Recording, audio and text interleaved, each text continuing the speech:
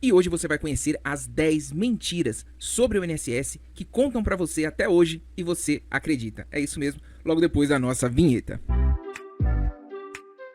Fala pessoal, tudo bem com vocês? Eu sou o Fernando e você está no INSS Sem Segredo, canal do grupo INSS Passo a Passo voltado exclusivamente para os direitos dos aposentados, pensionistas do INSS e também dos nossos idosos do Brasil. E no vídeo de hoje está imperdível. Pessoal, fique até o final. Se possível, deixa aquele joinha aí agora pra gente espalhar esse conteúdo, porque vai ajudar muita gente que tem medo de tomar certas atitudes por conta dessas mentiras que contam, que ficaram dogmas aí dentro do INSS e ninguém desmente. E a gente vem trazer aqui pra vocês agora 10 mentiras sobre o INSS que você anda acreditando aí. Você vai se surpreender até o final, certo? Vamos lá. Se chegar no final do vídeo e você lembrar de mais alguma, deixa aí nos comentários também. Olha só, são inúmeras as confusões causadas por falsas informações sobre regras previdenciárias que circulam por aí e tem cidadão perdendo direitos e dinheiro por conta dessas mentiras. Será que tudo o que você sabe sobre o Instituto Nacional de Seguro Social, sobre Previdência, é verdade? Talvez não. São inúmeras as confusões causadas por falsas informações sobre regras previdenciárias que circulam pelas bocas e pela internet e tem cidadão perdendo direitos por conta disso. Bom, o INSS cuida dos direitos dos segurados do Regime Geral de Previdência Social, correto? Ou seja, é o regime público de previdência social do Brasil. Em palavras ainda mais simples, é responsável pelo pagamento de benefícios previdenciários aos trabalhadores e demais contribuintes, como individuais e os microempreendedores também. Certo por aí? Tudo ok? O objetivo é garantir a renda do contribuinte e de sua família em casos como doença, acidente, gravidez, prisão, morte, velhice, ou seja, o INSS é uma seguradora, Instituto Nacional do Seguro Social. Vou fazer um exemplo aqui, muito fácil de poder fazer a analogia. Você está pagando o seguro do seu carro, se roubarem seu carro, você vai estar coberto. Você não está pagando o INSS, que também é uma seguradora, ele não vai te cobrir, certo? Então, está pagando, está coberto, não está pagando, não está coberto. E o INSS ainda tem o período de graça, que é um assunto para depois, em que ainda te dá alguns meses sem contribuir com cobertura. Mas o assunto não é esse, a gente vai às 10 mentiras com relação ao INSS. Vamos começar aqui, ó. Pensão por morte, quantas eu recebi dessa pergunta? A pensão por morte era cancelada com um novo casamento, olha só. Inclusive, de uma tia minha eu recebi essa pergunta frequentemente porque ela não acreditava. Olha só, não existe essa proibição. Se a pessoa é pensionista do INSS e o primeiro esposo ou esposa falece, não existe nenhum impeditivo na lei para que se case novamente ou formalize união estável. Então, pode casar quem recebe pensão do primeiro casamento. A única questão é que não poderá acumular pensões por morte, ou seja, se tornou uma viúva negra aí, desculpa o termo, uma brincadeirinha, mas faleceu mais um cônjuge. Se o segundo marido ou esposa vierem a falecer, posteriormente a pessoa terá que optar pelo benefício de maior valor. Então ela não vai ficar com duas pensões, ela vai ficar com a mais vantajosa. Isso se o segundo cônjuge falecer também. Deu para entender, pessoal? Agora, recebo pensão por morte, posso casar? Vou perder? Não, você pode casar e não vai perder a sua pensão por morte. Resolvido essa, se ficou com dúvida, deixe nos comentários. Próximo. Homem não tem direito à pensão por morte da esposa. É isso mesmo, acontece muito ainda hoje.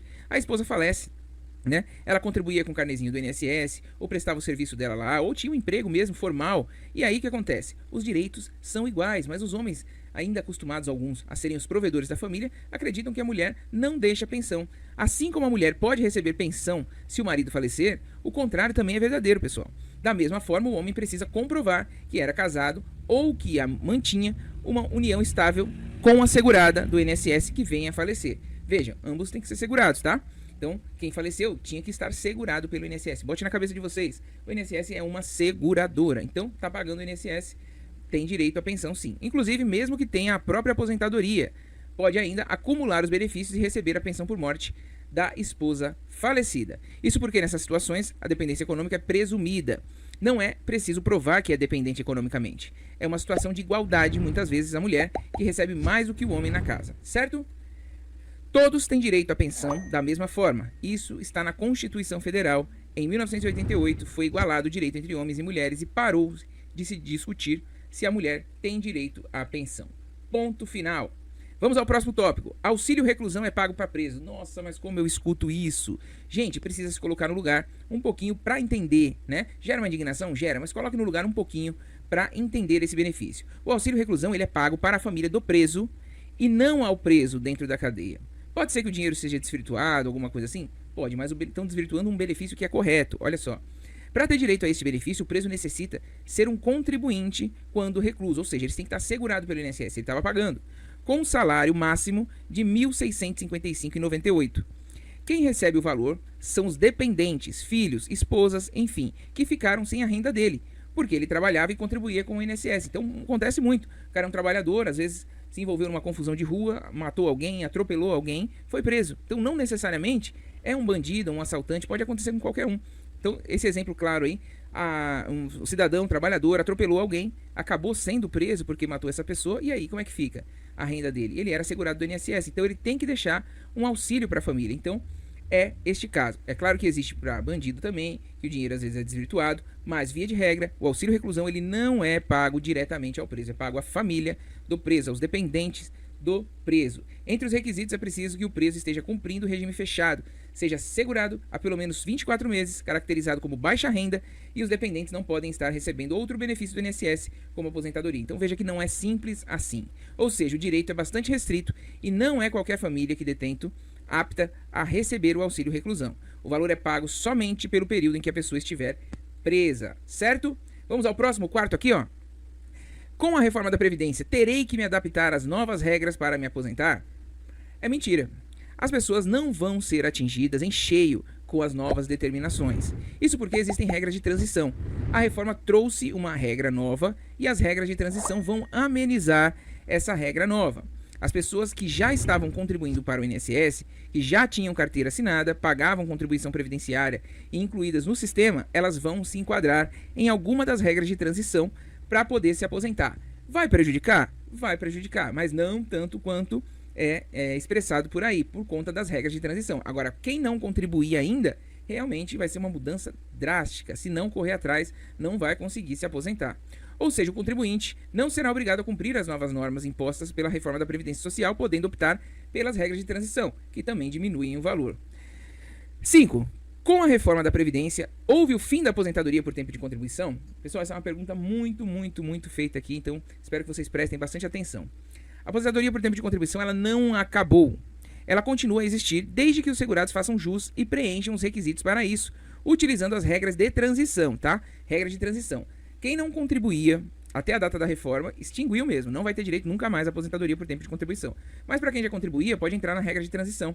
Se a pessoa já estava vertendo contribuições ao INSS e se enquadra em uma regra de transição, tem direito a uma aposentadoria por tempo de contribuição, sim, desde que cumpra os requisitos solicitados hoje, tá? Então é assim, pessoal, a aposentadoria por tempo de contribuição, ela acabou para quem não contribuía ainda, ou para quem estava muito longe de contribuir. Por quê?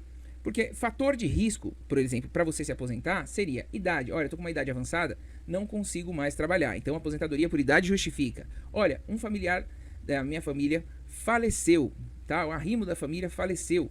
É um risco, a seguradora tem que cobrir, certo? É um risco social. Tive um salário maternidade. Ah, o bebê vai nascer. E agora eu não tenho como trabalhar, é um risco social. O INSS tem que cobrir. Então, tempo de contribuição nunca foi considerado um risco social. Apesar de ser justo a pessoa que contribuiu mais se aposentar mais cedo, mas isso foi corrigido agora na reforma da Previdência. Por quê? O INSS é justamente para corrigir riscos sociais. E tempo de contribuição não é um risco social. Deu para entender? Pode ser que você não goste, pode ser que você goste, pode ser que você entenda. Eu quero que você entenda, mas a questão é o que aconteceu, eu estou explicando para vocês. A aposentadoria por idade é sempre no salário mínimo? Muita gente pensa isso. Não. Não é porque a aposentadoria é por idade que a pessoa vai se aposentar por salário mínimo. Isso é mito. Há pessoas que pagam durante 35 anos e se aposentam com salário mínimo, porque contribuições para o INSS que realizaram ao longo da vida geraram aquela média contributiva, o salário de benefício. Isso porque qualquer aposentadoria reflete na média das contribuições. Nunca será necessariamente o valor do salário mínimo. O INSS vai pegar todas as contribuições de 94 para frente e fazer uma média dos valores. E quem ainda tem direito à revisão da vida toda vai pegar de 94 para trás também, se for vantajoso. Em cima disso, há um coeficiente de cálculo, que depende dos anos de contribuição que levará a ter direito a um determinado percentual. Se um homem pagou 20 anos, terá direito a 60% do que contribuir. Se for mulher e pagou 15 anos, tem direito a 60% da média contributiva. O coeficiente aumenta quanto maior forem os anos de contribuição e maior será o valor do benefício. A aposentadoria por tempo de contribuição é a melhor aposentadoria, é melhor do que a aposentadoria por idade? Também é outro mito. Nem sempre é uma verdade, pessoal. vai depender do quanto pagou ao longo dos anos. Pode ser que na aposentadoria por tempo de contribuição tenha o fator previdenciário, a depender da regra de transição que você pegar, que vai diminuir assim o valor. Tudo isso vai depender do cálculo. Por vezes, uma aposentadoria 2 meses antes de uma data pode ficar com um valor muito inferior do que uma que aguarda uma data de 2 meses após. Como são 5 regras que permitem aposentar, em uma posso cumprir o requisito em março, em outra posso cumprir o requisito em junho. Só que os valores vão variar. E aí cabe a você esperar e fazer esse joguinho aí e ver o que fica melhor. Pode ser mais vantajoso, então, aguardar para se aposentar em junho para garantir uma aposentadoria, por exemplo, de R$1.000 a mais. Por isso, demanda um planejamento previdenciário, um cálculo com um especialista em previdência que vai dizer o melhor momento para você se aposentar. 8. Aposentadoria por incapacidade permanente, aposentadoria por invalidez, tá? Esse é o novo nome dela. É garantia de benefício pro resto da vida? Essa é uma pergunta que é muito feita. Pessoal, aposentadoria por incapacidade permanente, leia-se, aposentadoria por invalidez, como é popularmente conhecida, não é para o resto da vida. Repito, não é para o resto da vida. Antes da reforma da Previdência, quando era conhecida como aposentadoria por invalidez, a aposentadoria permanente, ao contrário do que o nome diz, não é permanente. O benefício da aposentadoria é enquanto as condições perdurarem. Por isso o pente fino, por isso a revisão periódica e por isso também temos a isenção, tá? A isenção de alguns do pente fino, que justamente tem que entender o contexto social, né? Não adianta uma pessoa ficar aposentada até os 80 anos por invalidez e aí você larga ela no mercado de trabalho sem benefício, como é que ela vai se readaptar? Então existe o contexto social também.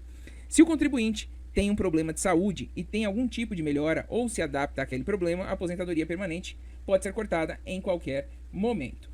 Em qualquer momento, leia-se, também tem que ver a condição social. Um trabalhador com deficiência visual, por exemplo, que se aposenta por incapacidade permanente e posteriormente conquista uma vaga PCD em uma empresa e se adapta à condição, terá o benefício por incapacidade permanente cortado pelo INSS, vale para registro em carteira ou mesmo trabalho na informalidade, caso seja flagrado, denunciado, então tome cuidado. Para aposentar por idade, basta apenas atingir a idade prevista em lei? Muito mito isso, estou só esperando a idade para me aposentar. Não basta, pessoal, não basta simplesmente o homem fazer 65 anos e a mulher 62 anos, de acordo com a reforma da Previdência, para ter direito à aposentadoria por idade, mesmo que por idade ela tenha uma carência, ou seja, exige um número mínimo de 15 anos de contribuição previdenciária, certo? 15 anos e mais a idade. Dona de casa se aposenta antes, olha só, não é verdade também, pessoal. O sistema tem que ser equilibrado. A dona de casa tem que cumprir os mesmos requisitos da aposentadoria por idade. No caso da mulher, a contribuinte que trabalha em uma empresa no ano de 2022, na idade limite, é de 61 anos e meio e 6 meses. E em 2023 vai estabilizar em 62. Como determinado na reforma da Previdência, tem que ter no mínimo 15 anos de contribuição da mesma forma. A dona de casa tem uma forma diferente de contribuir do INSS com uma alíquota menor, que é de 5%. Então ela paga menos em valor, mas o tempo não.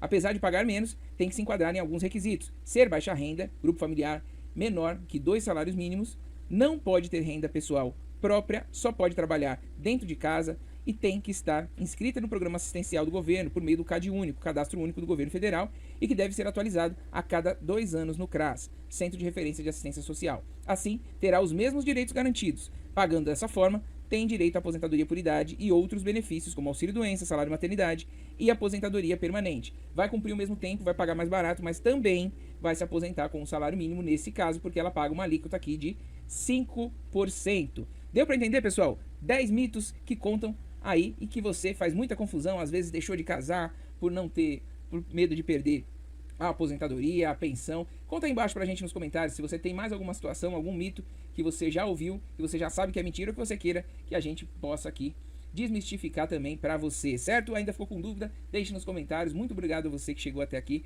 Um forte abraço e até o próximo INSS Sem Segredo.